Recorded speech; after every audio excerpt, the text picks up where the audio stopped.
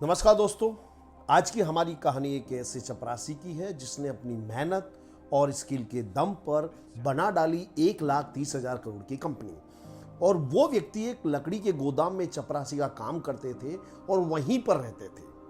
तो दोस्तों, ये कहानी है बलवंत राय पारेख की, जिन्होंने पीडीलाइट कंपनी की स्थापना की।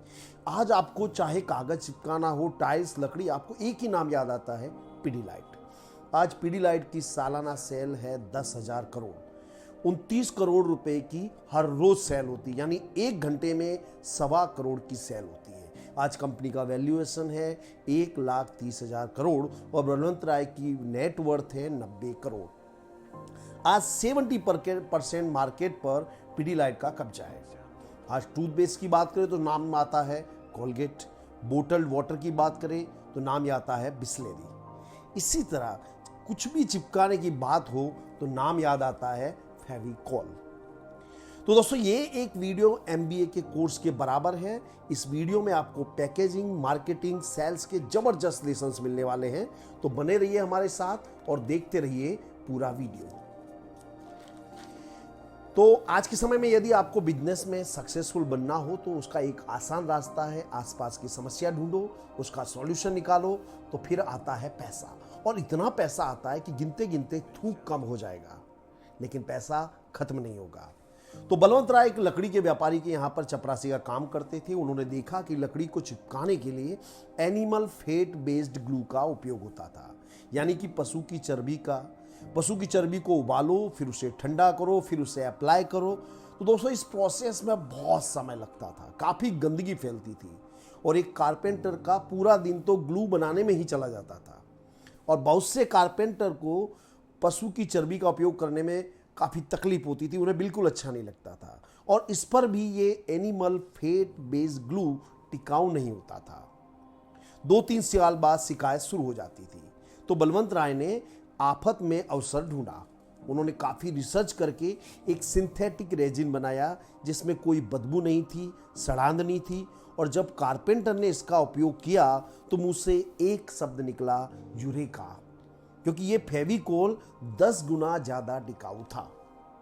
तो बलवंत राय ने 1959 में पारेख डाइकेम कंपनी की स्थापना की, जो आगे चलकर बनी पारेख डाइकेमेलाइट, और आज उसका नाम है पीडीलाइट। और प्रोडक्ट जो बना था उस समय, उसका नाम था फेविकॉल। तो अब दोस्तों, प्रोडक्ट तो बन गया। अब अगली समस्या थी डिस्ट्रीब्यूशन।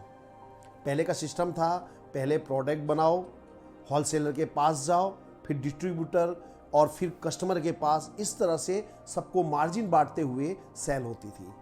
लेकिन बलवंत राय ने सोचा कि यदि मैं भी इसी तरह चेन को फॉलो करूंगा तो काफ़ी बड़ा मार्जिन मुझको देना पड़ेगा और हमारा प्रोडक्ट हो जाएगा महंगा और ये मार्केट में compete नहीं कर पाएगा।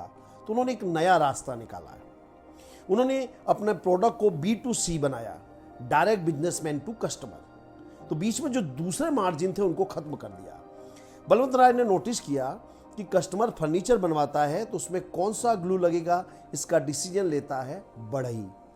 तो फिर बीच में होलसेलर, डिस्ट्रीब्यूटर को क्यों घुसेड़ूं? तो उन्होंने फेविकॉल बोटल्स में भरकर एक एक कारपेंटर को देना शुरू किया।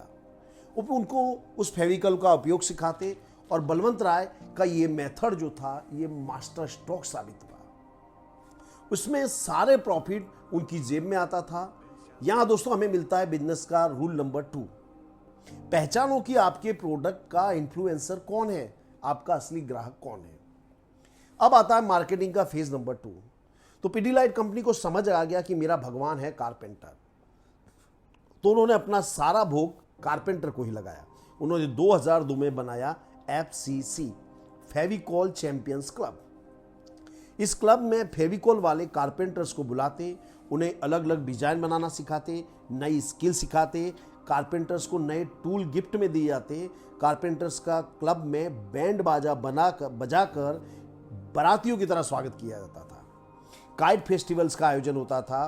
कारपेंटर्स को तीर्थ यात्रा पर मुफ्त में ले जाते थे। अब आप पूछोगे, भाई ये सब तामझाम क्यों, इससे क्या फायदा? तो भाई, कारपेंटर को कंपनी स्किल सिखाती है, टूल देती है, सम्मान करती है, तो वो कारपेंटर फेविकॉल का वफादार हो जाता है। वे अपनी गैदरिंग में नए प्रोडक्ट लॉन्च करते, कारपेंटर से फीडबैक लेते तो एक ही जगह पर सभी काम हो जाते थे। जैसे एक कारपेंटर ने कहा, सर फर्नीचर पर पानी पड़ने से फेविकॉल की पकड़ ढीली हो जाती है, तो उन्होंने बना डाला फेविकॉल मरीन। किसी ने कहा भाई फेविकॉल की पकड़ गर्मियों में ढीली हो जाती है, तो उन्होंने बनाया फेविकॉल हीटेक्स। एक कारपेंटर ने कहा बड़े बड़े प्रोजेक्ट्स में धीरे धीरे फेविकॉल सूखने से काफ़ी टाइम लगता है, तो उन्होंने बना डाला फेविकॉल स्पीडेक्स। तो फीडबैक के हिसाब से प्रोडक्ट बनाया, उसे अपने एफसीसी क्लब में चेक भी कर लिया और मार्केट में अपने ही कारपेंटर से लॉन्च भी करा दिया। ये होती है स्मार्ट मार्केटिंग। इसी फीडबैक के आधार पर पीडीलाइट ने टाइल, मार्बल, सीलिंग के लिए ग्लू बना दिया। आज ऐसे छोटे मोटे कुल 380 एफसीसी क्लब हैं और 40,000 से ज्यादा कारपेंटर्स इनसे जुड़े हुए हैं।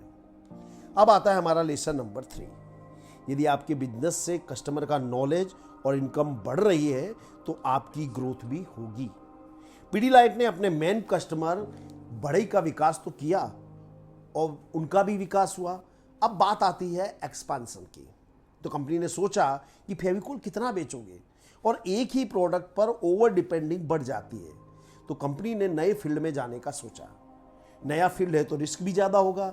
पहले तो रिसर्च करो, प्रोडक्ट बनाओ और उसे लॉन्च करो। अगर सक्सेसफुल हुआ तो ठीक, नहीं तो फिर से नए सिरे से शुरू करना पड़ेगा। तो उन्होंने इनऑर्गेनिक ग्रोथ का रास्ता अपनाया। उन्होंने मार्केट में पहले से एस्टेब्लिश ब्रांड को ओवरटेक करना शुरू किया। उन्होंने महिंद्रा एंड महिंद्रा की एमसील कंपनी खरीद ली, जिसका मार्केट में शेयर था 60%, यानी कि 60% कस्टमर उनके पास ऑलरेडी आ गए। टाइल मार्बल को चिपकाने वाली ब्रांड रोफ को खरीद लिया। स्टील को चिपकाने के लिए स्टील ग्रिप को खरीद लिया। आज पीडीलाइट के पास 20 से ज़्यादा ब्रांड्स हैं। इनमें से ज़्यादातर ब्रांड उन्होंने दूसरों से खरीदे हैं। इससे यह लाभ हुआ कि फेविकॉल पर से ओवर डिपेंडेंसी खत्म हुई, ग्राहक तैयार मिलते हैं और सेम ग्राहक ही अलग अलग चीज़ें खरीदता है। कुछ भी चिपकाना हो तो आज पीडीलाइट का कोई बड़ा कॉम्पिटिटर नहीं है। 70% मार्केट में पीडीलाइट की मोनोपोली है। फिर पीडीलाइट ने सोचा कि हमारा प्रोडक्ट कारपेंटर ले जाते हैं 5 किलो 10 किलो के पैकेट में, मगर जो दूसरे कस्टमर हैं तो वो तो हमसे जुड़े नहीं हैं। तो उन्होंने 5 रुपए 10 रुपए की पैकिंग में फेविक्विक फेविस्टिक बेचना शुरू किया। अब एक छोटा बच्चा है, अपने स्कूल प्रोजेक्ट में 5 रुपए के फेविक्विक का उपयोग करता है और समझ जाता है कि चिपकाने का सबसे अच्छा काम फेविकॉल करता है।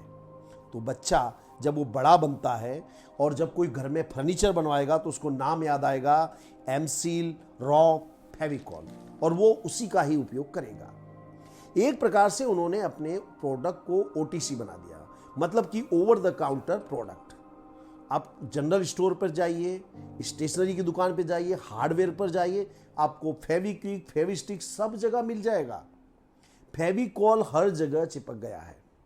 Lesson number 5, packaging and innovation. यानी कि आप अपने प्रोडक्ट को अलग अलग साइज के पैकेट में बेचोगे तो हर तरह के कस्टमर आपको मिल जाएंगे। मार्केटिंग की बात करें तो फेविकॉल ने मार्केटिंग में इमोशंस को जोड़ा। उनको पता था कि हमारा प्रोडक्ट हर छोटा बड़ा व्यक्ति खरीदता है, तो उन्होंने कोई भी सेलिब्रिटी को इन्वॉल्व नहीं किया। आज भी आपको इमोशनल एड्स याद होंगे फेविकॉल के, जहां एक ही सोफा कई पीढ़ियों तक चलता है। उन्होंने अपनी मजबूती को दर्शाने के लिए लोगों में 2 हाथी का उपयोग किया, जो दर्शाता है कि भाई फेविकॉल का मजबूत जोड़ है, छूटेगा नहीं।